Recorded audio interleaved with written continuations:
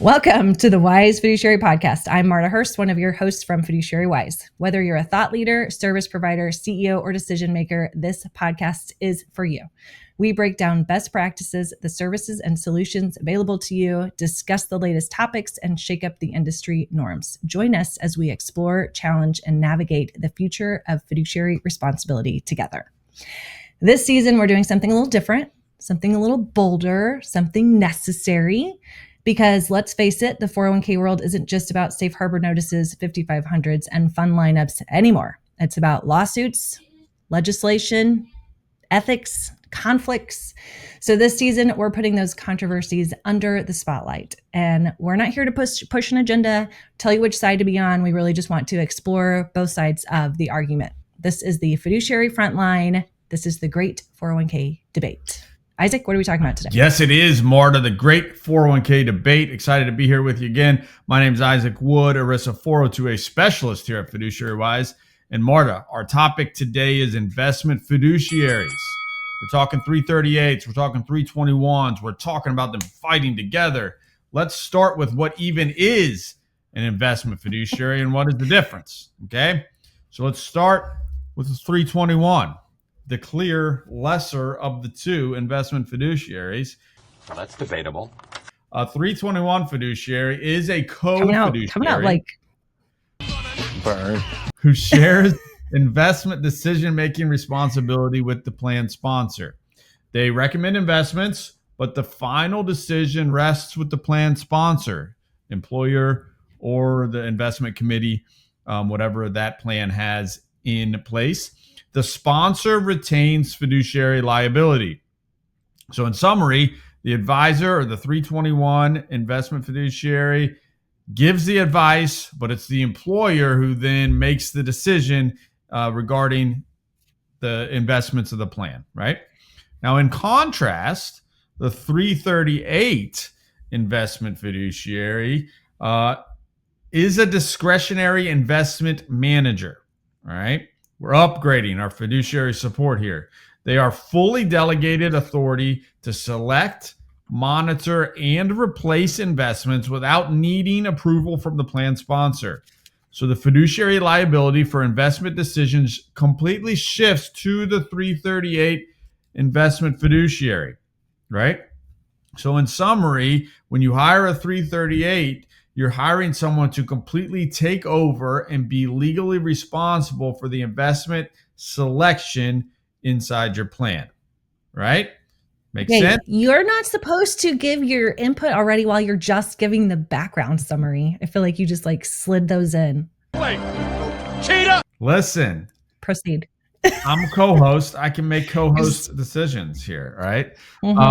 So okay, let's go. Let's go. I'm ready. Maybe have picked up. We are this season, we're setting up very much pro-con, some debates. And so that means that Marta and I have to pick sides in this. And so our debate here is 338 versus 321. Which is better? Which rules all? One ring to rule them all. Which one clearly wins all things? And so I'll be taking the 338 side. And Marta, you will be taking the other side, which is very pro 321. And so we'll have this conversation today. Please do not take offense if you provide any one of these services. I'll just call that out front. But let me talk about a 338 and the arguments for a 338 arrangement within a 401k plan. So first and foremost, it's just the best one. All right. My goodness. Classic. It's the best. Yeah. The 338 actually reduces the fiduciary liability for plan sponsors. As we talked about in the description, 338 is actually taking the responsibility off the plan sponsor's plate. They're taking responsibility for the decisions that are being made. This not only reduces more of the fiduciary liability of that plan sponsor, but it also just streamlines the decision-making process. Whereas that 338 is able to just make decisions and implement those decisions. They're able to avoid then the back and forth between recommending something to the investment committee or to the plan sponsor. Maybe they have questions. And so that process, that decision-making process gets streamlined when the 338 is just able to do that. But then also, like, they are professionals in this space. They're experts in this space, and it's not just the making of the decision, but it's providing that professional oversight over the entire process that can lead to then better fund selection. And if you're choosing better funds, then you're going to have better performance within the plan and better monitoring overall, because they're the ones making the decisions. And so the 338 is a more full, it's a fuller fiduciary service that's being provided to the plan sponsor. And so thus it's better.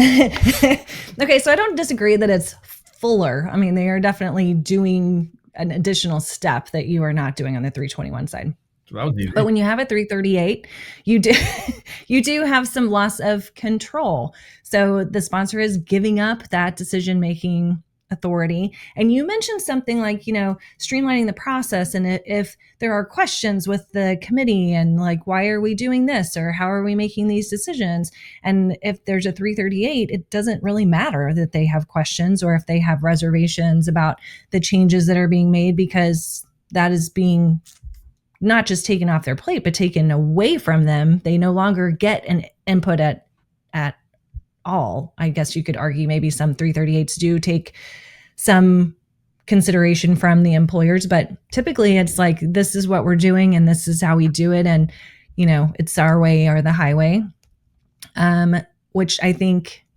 sometimes it is nice for employers to have some insight or at least some understanding of how the process works, which brings us to, there is still a requirement of the employer to monitor that 338. And depending on what they are doing and how they are doing it and what is provided, do they know how to adequately monitor a 338? Like, is it good enough to just go out and sign any 338? Like, oh, there's a 338. I think I'll take that one. And often you're paying more for that service as well. So, I mean, yes, you are giving away more liability, but you're also giving control as part of that process. I mean, often you're paying a little more, but usually we're talking like 2 or 3 basis points, if even that, depending on what you're looking for, and just the complete added value that is bringing to being able to check that off the box, I think makes that very, very worth it. But I think so often, whether you're a 338 or a 321, usually the plan sponsor thinks that you're a 338. And I think that's one of my arguments for 338 is that I think being a 321 can open you up to situations where that plan sponsor, you're making recommendations and they just put that into stone as if it was the gospel truth, and they're not actually doing any thinking based on it. They're treating you like you're a 338. They're just the one pulling the trigger. And so sometimes it can be kind of like a cop out where like the advisor doing the work, doing the recommendation, then isn't putting, there's no risk on their end of actually putting that plan into practice. And so, like, I've been in many rooms where maybe it's just a financial advisor that's not filling either one of these roles, but the plan sponsor thinks that they're a 338. They don't even know that role exists, but they're taking their direction as if it's what needs to be put into action. And so as a plan sponsor, to be able to have that advice that you're receiving actually then be responsible for it is the safer place to be from a plan sponsor perspective. So you think plan sponsors aren't really involved in the investment monitoring? They just like blindly are going to do whatever somebody wants either way? I mean, I think those definitely exist. I think plan sponsors, their number one role is to build the widgets that their company is involved with, and they're involved in that aspect of it. Are they full-time financial advisors? Are they full-time investment researchers? Like, they don't have time to do that. Even if they're interested in it and want to, like you see the investment committees. How many times have you had a meeting with an investment committee and they're just making dumb decisions? Okay, but I do think that there are clients who want to be more involved in the process. They are interested. They do want to know, how did we come to this decision? What are the options? And it makes them feel very involved and more engaged in the plan rather than to just sit there and, should communicate I'll let somebody for sure. It's few and far between the plan sponsor that's actually qualified to be making those decisions. Well, that's why they employ a 321 so that they can get information and advice and some access to some kind of scanning tool. I guess rather than taking the 338 or 321 side, I'm kind of like I just think about it from the client standpoint, because you do have those clients that yes, somebody else do it for me. I know a lot of these 338s, they send out like little cute newsletters about what they're doing and why they're doing it. Is anybody reading them? I have no idea. But I do think that there are employers who they are more engaged and they do want to know what's happening within their plan. They want some say-so in those employers. They want to be a tiebreaker. Those employers absolutely exist. You've got employers that want to be involved in that for sure. I bet that it's not a majority of plans, but those employers exist. But ERISA holds them to the highest standard under ERISA. They hold them to the standard of being an expert in this space. And so just because you want to you can't, I feel like I bring up Michael Scott all the time. You can't just declare that you're an investment expert. I do declare. And then you're qualified to make these decisions. You have to actually be an investment expert. You have to make decisions like an investment expert. And so just because you want to be involved doesn't mean that you're qualified to be involved. And I think sometimes being able to bring in a fiduciary who is an expert in this space to just take that decision off the plan sponsor's plate, even if they want it, doesn't mean that they need it. And just because they want it doesn't mean that they deserve it. And just because they want it doesn't mean that they're able to execute on it. And so to just be able to take that fiduciary responsibility and give it to an expert and just know that expert is providing the highest standard under ERISA that's required, that expert attention to the managing and monitoring of the investment lineup, just to me seems like the more prudent way to go about doing it. I see. I strongly disagree. You mentioned financial advisors who don't do either of those things. Yep. I have run across several financial advisors who are like, we'll do either one. What do you want, client? And I think I used to get kind of aggravated with them. I'm like, just like offer a service. I don't always feel like they do a good job of explaining that the 338 and the 321 service is different in terms of the liability shift and in terms of who makes the ultimate decision. But I also think from their standpoint, okay, well, yes, maybe because they charge more for the 338 versus the 321, they're trying not to just look like they're pushing a more expensive service onto a client. I find it very interesting when advisors are like, yes, I do both, just pick one. Yeah, I think I actually appreciate that more than an advisor just does one of them, because you're providing the options for that plan sponsor. And ultimately, the plan sponsor is choosing what they want. My argument would be that choice should always be a 338. It is their choice. It is their choice for sure. I would need, if I'm the fiduciary, the named fiduciary on the plan, and the plan sponsor wants to make these investment decisions, I would need to be strongly convinced that they were able to provide those services at the expert level that ERISA requires.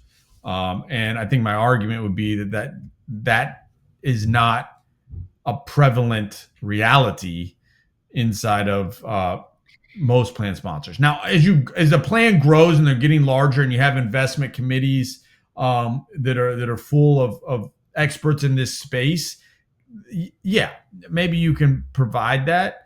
That's so funny. There's not like like even when you look at whole committees, there's not like a bunch of experts in this space. Exactly. I would argue. Did we switch sides? You're making my argument now? No, we didn't switch sides. I'm just saying, valid. I do like, I definitely see the value of a 338, but does that mean that there is no place for a 321? I mean, Is it never 321? Never say never, Marta. You never say never. Is it a solution that can be valuable? Yes. Is it a solution like most solutions in this industry? Is it a solution that gets offered when it shouldn't be, or that isn't properly communicated? Yeah, I think that's where I would land on that. It seems like it's we don't want to show this fee, so let's show this lower fee. I don't know, like, what other fiduciary role do we just like offer a lesser version of that doesn't take the fiduciary responsibility and give it a cool name? 316. You know, like, I mean, I feel like we did that with 316, like 316 light and 316 a little bit, and 316 maybe. That's a separate. We have a different conversation. Oh yeah, that's a whole nother. That's a separate conversation. I'm just saying, it's all 316. There's not like this separate role where they made it cool to not provide the services. It's just, now you could argue that's a different conversation. We're not even going to get into it. All right. But it's just, do you want fiduciary protection or not? And so either get fiduciary protection or don't add fee drag to a plan, but then you're still left making the decisions. Really what you're hiring is just a research assistant from a 321 perspective. And, are some of those tools available to you for free? I don't know. Well, maybe, like, I don't really see plans that hire just a 321. Like, I guess there are some, so I shouldn't say that, but mostly, like I know some of the solutions have like a 321. Hey, pick 2 funds from this list and 2 funds over here, and they kind of help you build a lineup based on pre-approved funds, which is interesting. But I see a lot of 321s who are on a retirement plan. They're providing the education services to the participants, and then they are being kind of like, to your point, a research assistant for to help the committee come to decisions about the investments. Yeah. There are definitely plans out there. There's advisors that provide 321 services that are earning the basis points that they are charging for sure. It's not like it's a scam. I would just argue that the 338 is a more complete service that's being provided. And it also, from a plan sponsor, like, it increases the skin in the game of that service provider to where their recommendations, they're putting their fiduciary risk behind it. And so it's like anybody can just suggest some target date funds for you to use and charge you a couple basis points because they... You make it sound like the 321 is like, doesn't... I don't know, like, it's like loosey-goosey. I don't know that it's necessarily loosey-goosey just because it's a 321. Maybe their suggestions are the same as a 338. I don't like the term, but it doesn't mean their suggestions might be exactly the same. Just one of them can implement it. The other one, the committee has to. And one of them will join you in the defendant's box if the decision was woefully wrong, and the other one won't. Right? So, like, if they make the decision that gets you sued by a participant, the 338 is there in the defendant's box with you. The 321 is just cheering for you from the stands. Interesting. Okay. I feel like I don't know. Are they showing up at all? Anyway. Okay. Sorry. So I think they get invited to the show. Am not, this one was a little tough for me today. I'm not going to lie. I'm really curious what our listeners think about the 321, 338. And does anybody have a really great argument for 321s? Because I feel like I did an okay job. I do not feel like I did an amazing job. But, our job here is really just to talk about all the things and bring up both sides. So if we missed something, I would love somebody to point it out for us. And Isaac doesn't get to say anymore because he's already said enough today. I believe what he said. No, it's just a lot of words. So thanks everybody for tuning into the Wise Fiduciary Podcast. We would love to hear your thoughts, especially on how well we did today. Answer your questions. Please drop us a comment, send us a message, or schedule a meeting with us at fiduciarywise.com/scheduling. And don't forget to join us next time for insights and discussions and more debates. So we will see you in the next episode. See you next time.